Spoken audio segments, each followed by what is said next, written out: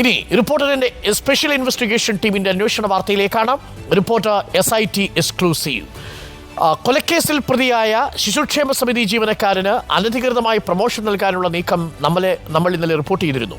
ജയിൽവാസം സർവീസായി പരിഗണിച്ച് സ്ഥാനക്കയറ്റം നൽകാനാണ് നീക്കം. CPM തിരുവനന്തപുരം ജില്ലാ നേതൃത്വമാണ് ഇതിനായി ഇടപെട്ടത് എന്നാണ് റിപ്പോർട്ടർ അന്വേഷണത്തിൽ കണ്ടെത്തിയത്. അജികുമാറിന്റെ നിയമനത്തിലും പാർട്ടിയുടെ സ്വാധീനമുണ്ടെന്നാണ് TV പ്രസാദ് കണ്ടെത്തിയിരിക്കുന്നത്. താൽക്കാലികക്കാരനായി ജോലിയിൽ പ്രവേശിച്ച് വെറും 15 ദിവസം കൊണ്ട് CPM പ്രാദേശിക നേതാവായി അജികുമാറിനെ 15 മാസം കൊണ്ട് CPM പ്രാദേശിക നേതാവായി അജികുമാറിനെ ശിശുക്ഷേമ സമിതിയിൽ സ്ഥിരപ്പെടുത്തി എന്നതാണ് വാർത്ത. കണ്ടുനോക്കാം.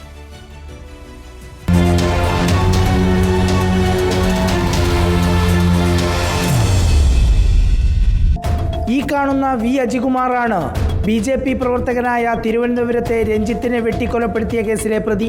അജികുമാർ ശിശുക്ഷേമ സമിതിയിലെ ജീവനക്കാരനായി തുടരുന്നതിനിടെയാണ് കൊലക്കേസിൽ പ്രതിയാകുന്നതും ജയിലിലാകുന്നതും. 2008 മുതൽ 2009 വരെ അതുകൊണ്ട് തന്നെ ജോലിയിലുണ്ടായില്ല. ജയിലിൽ കിടന്ന കാലയളവ് സർവീസായി പരിഗണിച്ച് ജൂനിയർ സൂപ്രണ്ടായി സ്ഥാനക്കയറ്റം നൽകണം എന്ന ആവശ്യവും അത് ചെയ്യിപ്പിക്കാനുള്ള CPMന്റെ നീക്കവുമാണ് റിപ്പോർട്ടർ പുറത്തു കൊണ്ടുവന്നത്. ഇനി നമുക്ക് അജികുമാർ എങ്ങനെയാണ് ശിശുക്ഷേമ സമിതിയിലെ ജീവനക്കാരനായത് എന്ന് നോക്കാം. വഞ്ചിയൂരെ പ്രാദേശിക നേതാവ് മാത്രമാണെങ്കിലും CPM ജില്ലാ സംസ്ഥാന നേതാക്കളുമായി അജികുമാറിന് അടുത്ത ബന്ധമുണ്ട്. അജികുമാർ ശിശുക്ഷേമ സമിതിയിൽ താൽക്കാലിക ജീവനക്കാരനായി എത്തുന്നത് 1999 ഡിസംബർ 1-ന്. അവിടെ നിന്ന് കൃത്യം 15 മാസം കഴിഞ്ഞ് ജോലി സ്ഥിരപ്പെട്ടു. ഇതാ തെളിവ്. ശിശുക്ഷേമ സമിതിയിലെ നോട്ട് ഫയലിൽ തന്നെ ഇക്കാര്യം വ്യക്തമായി എഴുതി വച്ചിട്ടുണ്ട്. 1.5 വർഷം പോലും പൂർത്തിയാകും മുമ്പ് ഒരു താൽക്കാലിക ജീവനക്കാരൻ സ്ഥിരം ജീവനക്കാരനാകണമെങ്കിൽ പാർട്ടിയിലെ സ്വാധീനം എത്ര വലുതായിരിക്കണം? വെറും 15 മാസം കൊണ്ട് ജോലി സ്ഥിരപ്പെടുത്തി കിട്ടാനുള്ള സ്വാധീനം നേതാക്കൾക്കിടയിൽ അജികുമാറിനുണ്ടെങ്കിൽ ജയിൽവാസം സർവീസായി പരിഗണിച്ച് പ്രൊമോഷൻ നേടിയെടുക്കാനും എളുപ്പം കഴിയുമായിരുന്നു എന്ന് വ്യക്തം. കൊലക്കേസിൽ ജയിലിൽ കിടന്ന കാലയളവ് സർവീസായി പരിഗണിച്ച് പ്രൊമോഷൻ കൊടുക്കുമോ എന്നൊക്കെ പലർക്കും സംശയമുണ്ടായിരുന്നു. താൽക്കാലികക്കാരനായി കയറി 15 മാസം കൊണ്ട് സ്ഥിരം ജീവനക്കാരനാവാനുള്ള സ്വാധീനം പാർട്ടി നേതൃത്വത്തിൻ്റെ ഇടയിൽ ഉണ്ടെങ്കിൽ ഇതല്ല ഇതിനപ്പുറവും സംഭവിക്കും. Reporter TV Prasad, in reporter, Thiruvananthapuram. കൂടുതൽ വിവരങ്ങളുമായി TV പ്രസാദ് നമുക്കൊപ്പം ചേരുന്നു. TV പ്രസാദ്, ഇന്നലെ നമ്മൾ പുറത്തുവിട്ട വാർത്തയിൽ ഒരു ഇമ്പാക്റ്റ് ഉണ്ടായത് ശിശുക്ഷേമ സമിതിയുടെ ഇപ്പോഴത്തെ ജനറൽ സെക്രട്ടറി അരുൺ ഗോപി ഇന്നലെ നമ്മുടെ ചർച്ചയിൽ പറഞ്ഞത് അദ്ദേഹത്തിൻ്റെ പ്രൊമോഷൻ അടക്കമുള്ള കാര്യങ്ങളിൽ ഇനിയൊരു തീർപ്പുണ്ടാക്കില്ല എന്നാണ്. അപ്പോൾ ആ കാര്യത്തിലൊരു ഇമ്പാക്റ്റ് ഉണ്ടായി. പക്ഷേ നമ്മളിതിപ്പോൾ അന്വേഷിക്കുമ്പോൾ കൂടുതൽ കണ്ടെത്തുന്നത് ഈ ശിശുക്ഷേമ സമിതിയിൽ താൽക്കാലിക ജീവനക്കാരനായി എത്തി 15 മാസത്തിൻ്റെ ഇടവേളയിൽ തന്നെ അയാൾ സ്ഥിര ജീവനക്കാരനായി മാറുന്നു എന്നുള്ളതാണ്. എന്തൊരു സ്പീഡ് എന്നല്ലേ നമുക്ക് പറയാൻ കഴിയുക? ആ സ്പീഡ് ഉണ്ടാക്കിയ ഊർജം പാർട്ടി ബന്ധമാണ് എന്നാണോ നമ്മൾ കണ്ടെത്തിയിരിക്കുന്നത് TV പ്രസാദ്?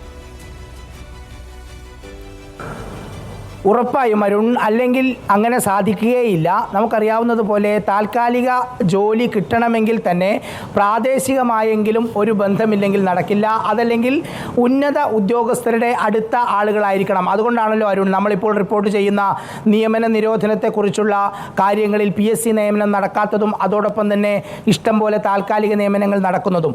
അജികുമാറിൻ്റെ കാര്യത്തിലേക്ക് വന്നാൽ അജികുമാർ 1999 ഡിസംബർ മാസം 1-ാം തീയതിയാണ് ശിശുക്ഷേമ സമിതിയിൽ താൽക്കാലിക ജീവനക്കാരനായി ജോലിക്കെത്തുന്നത്. ആ ശിശുക്ഷേമ സമിതിയിലെ നോട്ട് ഫയലിൽ അത് വളരെ വ്യക്തമായി എഴുതിയിട്ടുണ്ട്. അവിടുന്ന് കൃത്യം 15 മാസങ്ങൾക്കപ്പുറം, അതായത് 99 ഡിസംബർ കഴിഞ്ഞ് 2000 പൂർണ്ണമായി കഴിഞ്ഞ് 2001 മാർച്ച് ആകുമ്പോഴേക്ക് അജികുമാർ സ്ഥിരപ്പെടുകയാണ്. എങ്ങനെയാണ് അത് സംഭവിക്കുന്നത്? യഥാർത്ഥത്തിൽ ഇതിനെതിരെ ആരെങ്കിലും അന്ന് നിയമ നടപടി സ്വീകരിച്ചിരുന്നുവെങ്കിൽ ഒരുപക്ഷെ ചിത്രം മറിച്ചായിരുന്നു. പക്ഷേ നിയമ നടപടി സ്വീകരിക്കണമെങ്കിൽ ഇവിടെ നടക്കുന്ന കാര്യങ്ങൾ പുറത്തറിയാനുള്ള ഒരു സംവിധാനവും നിലവിലില്ല. കാരണം ശിശുക്ഷേമ സമിതി വിവരാവകാശ നിയമത്തിന് പുറത്താണ്. അതിനകത്തുള്ള രേഖകൾ നമുക്ക് കിട്ടിയത് കൊണ്ട് മാത്രമാണ് ഈ വിവരങ്ങൾ നമുക്ക് റിപ്പോർട്ട് ചെയ്യാൻ കഴിയുന്നത്. അരുൺ, ഒരു കാര്യം ഉറപ്പാണ്. 2008 നടന്ന കൊലപാതകത്തിൽ പ്രതിയായി 1 വർഷത്തോളം ജയിലിൽ കടന്ന് തിരിച്ച് ജോലിയിലേക്ക് പ്രവേശിച്ചതിന് ശേഷം നമ്മൾക്ക് എല്ലാവർക്കും ഉണ്ടായിരുന്ന ഒരു സംശയം സംശയം ഇന്നലത്തെ വാർത്തയിൽ അങ്ങനെ ഈ ജയിൽ കാലയളവൊക്കെ സർവീസായി പരിഗണിക്കാൻ പറ്റുമോ, അങ്ങനെ ഒരു ഇളവൊക്കെ കൊടുക്കുമോ എന്നുള്ളതായിരുന്നു. പക്ഷേ യഥാർത്ഥത്തിൽ ഇന്ന് നമ്മൾ പുറത്തു കൊണ്ടുവരുന്ന ഈ വാർത്തയുമായി അത് കണക്ട് ചെയ്യുമ്പോഴാണ് അതല്ല, അതിനപ്പുറവും കഴിയും എന്നത് നമുക്ക് മനസ്സിലാകുന്നത്. എങ്ങനെയാണ് അരുൺ കേരളത്തിലെ ഒരു സാഹചര്യത്തിൽ പാർട്ടിക്കാരനായതുകൊണ്ട് മാത്രം താൽക്കാലിക ജീവനക്കാരനായി കയറുകയും വെറും 15 മാസം കൊണ്ട് 1.25 വർഷം കൊണ്ട് ഒരു സ്ഥിര നിയമനക്കാരനായി മാറുകയും ചെയ്യുന്നത് എന്നുള്ളത് അത് അജികുമാറിൻ്റെ പാർട്ടി അടുപ്പം തന്നെയാണ്. ആ ആത്മവിശ്വാസം കൊണ്ട് തന്നെയാണ് അരുൺ കൊലക്കേസിൽ ജയിലിൽ കടന്ന കാലയളവ് സർവീസായി പരിഗണിച്ച് പ്രൊമോഷൻ നൽകണം എന്ന് പറയുന്ന അപേക്ഷയുമായി അജികുമാറിന് പോകാൻ പറ്റുന്നതും അജികുമാറിൻ്റെ അപേക്ഷ ജില്ലാ കമ്മിറ്റി പരിഗണിക്കുന്നതും ജില്ലാ കമ്മിറ്റി അത് AKG സെൻറ്ററിലേക്ക് അയക്കുന്നതും AKG സെൻറ്ററിൽ നിന്ന് വീണ ജോർജിൻ്റെ ഓഫീസിലേക്ക് എത്തുന്നതും അങ്ങനെ ശിശുക്ഷേമ സമിതിയുടെ ജനറൽ സെക്രട്ടറി മേൽ കടുത്ത സമ്മർദ്ദം വരുത്തി അത് നടപ്പിലാക്കാനുള്ള ശ്രമമായിരുന്നു ഉണ്ടായിരുന്നത്. ശിശുക്ഷേമ സമിതിയുടെ ജനറൽ സെക്രട്ടറിയും പാർട്ടി ജില്ലാ സെക്രട്ടറിയും മന്ത്രിയും AKG സെൻറ്ററിലെ പ്രധാനപ്പെട്ടവരും ചേർന്ന് ഒരു വലിയ നീക്കം നടന്നു. അത് പൊളിഞ്ഞു. യഥാർത്ഥത്തിൽ അതും നടക്കുമായിരുന്നു എന്നതിൻ്റെ തെളിവാണ് അരുൺ ഇത്. 15 മാസം കൊണ്ട് ഒരാൾക്ക് സ്ഥിരപ്പെടാനുള്ള ഒരു സ്വാധീനം കേരളത്തിലെ CPM-ലുണ്ടെങ്കിൽ സ്വാഭാവികമായി കൊലക്കേസിലെ ജയിൽവാസവും സർക്കാർ സർവീസായി പരിഗണിച്ച് പ്രൊമോഷൻ കൊടുക്കുമായിരുന്നു അരുൺ.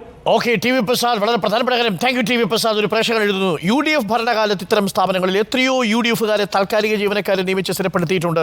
അതിൻ്റെ കാര്യം എന്താ റിപ്പോർട്ട് ചെയ്യാത്തത്? അത് UDF വരട്ടെ, അപ്പോൾ റിപ്പോർട്ട് ചെയ്താൽ പോരെ. ഇപ്പോൾ നമ്മൾ പറഞ്ഞുകൊണ്ടിരിക്കേണ്ടതുണ്ടോ? 1984 സംഭവിച്ചത് 85 സംഭവിച്ചതുകൊണ്ട് ഇക്കാര്യത്തെ നമുക്ക് ന്യായീകരിക്കാൻ കഴിയില്ലല്ലോ. അജികുമാർ ഒരു പ്രതിയല്ല, പ്രതിഭാസമാണ് എന്നാണ് തെളിയിച്ചുകൊണ്ടിരിക്കുന്നത്.